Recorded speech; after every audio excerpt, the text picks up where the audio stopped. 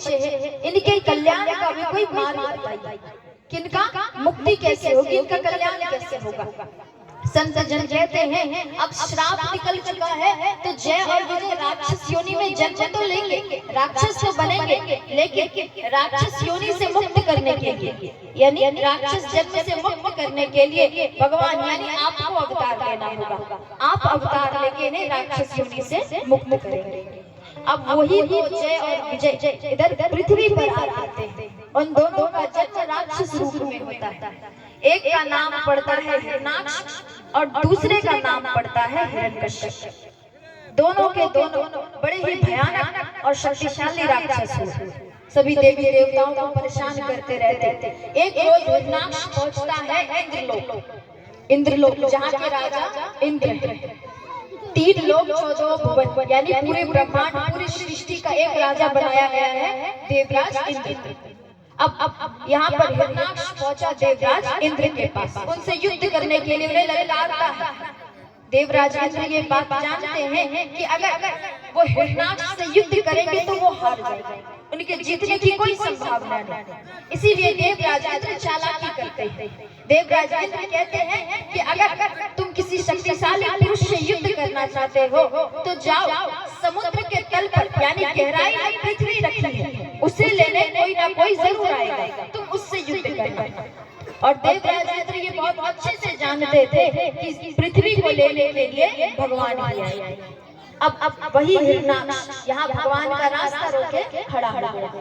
भगवान बराबर से कहता है कि तुम जो कोई भी हो, अगर तुम्हें पृथ्वी ले जानी है तो उससे पहले मुझसे युद्ध करना होगा, क्योंकि वो अपने आप को सर्वश्रेष्ठ शक्तिशाली समझता था। उसे लगा कि मैं तो इन्हें तुरंत युद्ध में हरा दूंगा।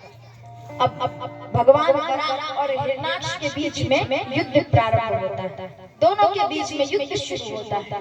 अब एक बात बताइए, चाहे कितना ही बड़ा राक्षस क्यों ना हो, कितना ही शक्तिशाली राक्षस क्यों ना हो, भगवान से कोई जीत सकता है? भगवान के सामने कोई नहीं जीत सकता। उन दोनों के बीच बड़ा ही भयानक युद्ध चला, लेकिन अंत में भगवान बराह के द्वारा हिरण्याक्ष का वध हुआ। भगवान बराह पृथ्वी को लेकर ब्रह्मा जी के पास पहुंचे।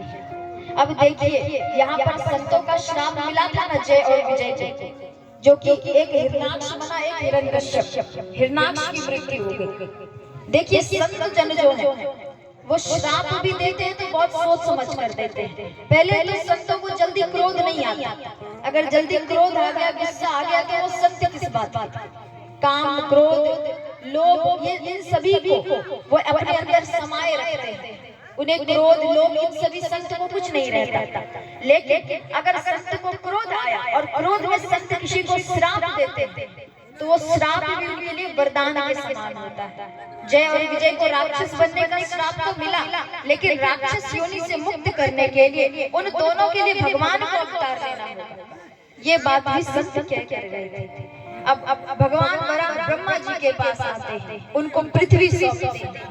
अब ब्रह्मा जी ने जो रचना की, ब्रह्मा जी ने रचना की है एक पुरुष और एक स्त्री, एक पुरुष और एक स्त्री की ब्रह्मा जी रचना करते हैं। स्त्री का नाम हुआ सतरूपा और पुरुष का नाम था स्वयंभू। ब्रह्मा जी दोनों को धरती पर भेजते, पृथ्वी पर भेजते हैं और कहते हैं कि आगे चलकर पृथ्वी को आगे बढ़ाने का कार्य करें।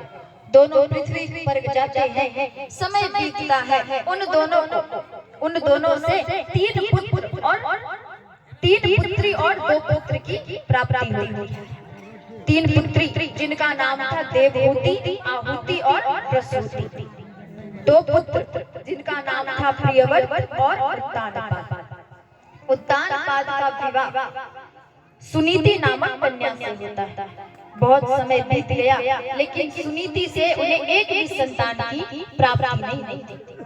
अब जब उन्हें संतान की प्राप्ति नहीं होती तो उत्तानपाद दूसरा विवाह करते हैं सुरुचि नामक कन्या से। और जैसा कि मैंने आपको पहले भी बताया है कि नाम का बड़ा प्रभाव पड़ता है। तब एक का नाम था सुनीति और दूसरे का नाम है सुरुचि।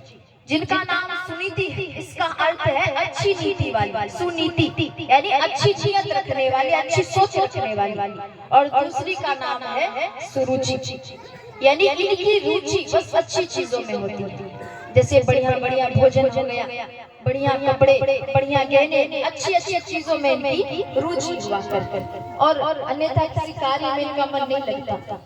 अब भाग्य ऐसा हुआ कि सुरुचि गर्भवती थी। सुरुचि के प्रभाव से सुनीति भी गर्भवती थी। ऐसा सौभाग्य था, भगवान की कृपा थी कि दोनों रानी एक साथ गर्भवती होती थी। धीरे धीरे समय बीतता है, 9 महीने बाद दोनों को एक एक पुत्र की प्राप्ति हुई। सुनीति से जिस पुत्र की प्राप्ति होती है उसका नाम पड़ता है ध्रुव, और सुरुचि से जिस पुत्र की प्राप्ति होती है उनका नाम पड़ता है उत्तम। दोनों बच्चे बड़े ही अच्छे, उसमें से ध्रुव जी थे बड़े ही अच्छे बालक, सभी का कहना मानते, बड़े ही सद्गुणी सद्विचारी बालक। एक रोज राजा उत्तानपाद कहीं युद्ध करने गए, उनका कहीं